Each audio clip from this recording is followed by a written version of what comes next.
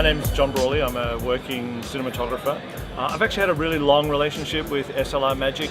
I started using their micro 4/3 lenses for some of my other cameras, and I used them as a stills photographer first, and I actually really got to know Andrew from SLR Magic quite well. And he kind of hinted that he was looking at maybe doing some cinema primes, like he started cinevising some of the micro 4/3 lenses, and I was using them for little rig cameras as well, and they worked great, and I really loved how unique they were. There was nothing like them at all. You know, a 25mm 0.95, you know, there's nothing like that lens in micro 4/3, and not only does it have a great optical properties, it has a great kind of characteristic that I was really liking, and the quality was just getting better and better. Each new lens that I got from SLR Magic was just a step up, and I was really liking the trajectory they were going on. Andrew mentioned that he was actually coming to visit in Australia, and so I actually had him come out and visit me on set, and we talked about cinema primes and how full-blown cinema primes are different, and we talked about all the issues of where the witness marks are and why the size is important and why the consistency lens to lens is important. And then he went away and he made the APO Primes, and I love these lenses, and I've actually grown to love them more and more. At first, I was a bit reluctant to use them because, with lenses, they're so individual, and they have such a kind of unique look and personality.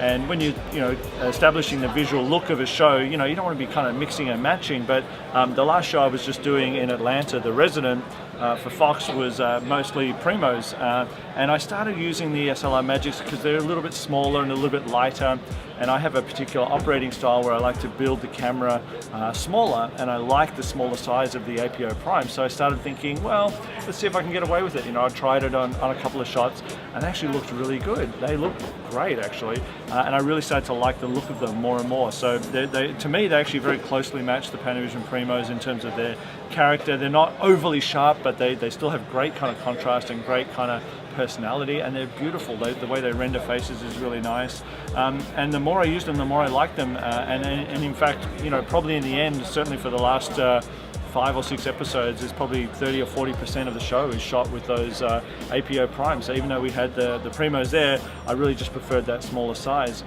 The focus pullers I was a bit nervous about because they're very fussy about how they work with what they get used to in terms of mapping the lenses and the feel for focus. But they got used to them really quickly, and in fact, very experienced focus pullers started saying, hey, they actually look pretty good. They could see, even on their focus monitors, the characteristics were there. There was a lot of similarities and really great qualities to them. And in fact, in the end, we used them daily for weeks on end, and they stood up to the abuse of it. I think there was an expectation maybe that the build quality wasn't that good, but I mean, if you pick up that lens, it's solid. It's really well built, and it doesn't feel like it's going to fall apart anytime soon. So I had it on a camera. We were using it daily. It had a focus motor on it that was running it pretty hard, and we really didn't have any problems at all. In fact, I'm hopefully now going to be using them a lot more on the next show I'm doing. I've just been talking to Andrew about buying some more sets, so I'm hoping that'll come off. I really just want him now to expand the set and give me the full collection. The 32mm I'm looking forward to trying out. That was really plugging a bit of a hole in the lineup between the 25 and the 50, so I'm really looking forward to giving that a go. He's just got to get the 18 and the 135 going, and then I'll be really happy. I think with digital imaging, in the changeover from film, I think one thing that we lost with film is the ability as creative people, working with film, we lost a little bit of the control of the image, and so now it's all on the lens. The lens is kind of determining everything because the digital camera we're all using is the same everywhere. There's no more variance in grain or processing or the chemistry that you're using, going to different labs around the world. So the lenses and the optics, and this is why now there's this great interest, I think, in vintage lenses, because people are realizing that the only way to organically cook or bake in your look and do it on set is lighting and lenses. It's not the camera anymore, because in post you've got lots of room to play, but so does everyone else. You sort of the playing field is equal there. But if you're trying to find something that's unique, if you're trying to find something that's got a different quality or a special quality, that's when you start looking at lenses.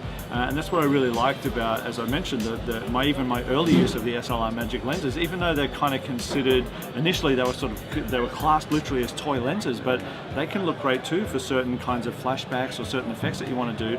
But now he's got this kind of full, or SLR Magic have this full gamut of different qualities and aesthetics of lenses. And to me, lenses are kind of a lot about taste. They're about making a personal choice about the taste that the lens designer makes, and the qualities that they like to emphasize. You know, there's the kind of resolution, there's the contrast, there's the bokeh, there's just the way it kind of renders the face or the geometry of it. There's all these kind of innate properties, and it's really hard to even quantify that, I think, until you point it at someone's face and you see what they look like.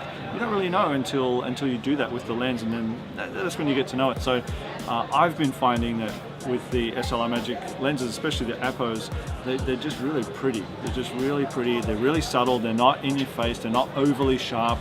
They're just a really pretty and very flattering look. And they're very kind of honest. They're not trying too hard to sort of impress in an obvious way. They're just really solid and really pretty. So I really like the look of them. And as I say, they really match well with the Primos that I was using on the last show. So they're kind of, for me, are easy to use alongside each other when I want to, you know, just make a physically smaller build. But I'm kind of liking them just on their own now. Like I'm honestly, you know, considering using them as the primary lens for the next show that I'll be doing.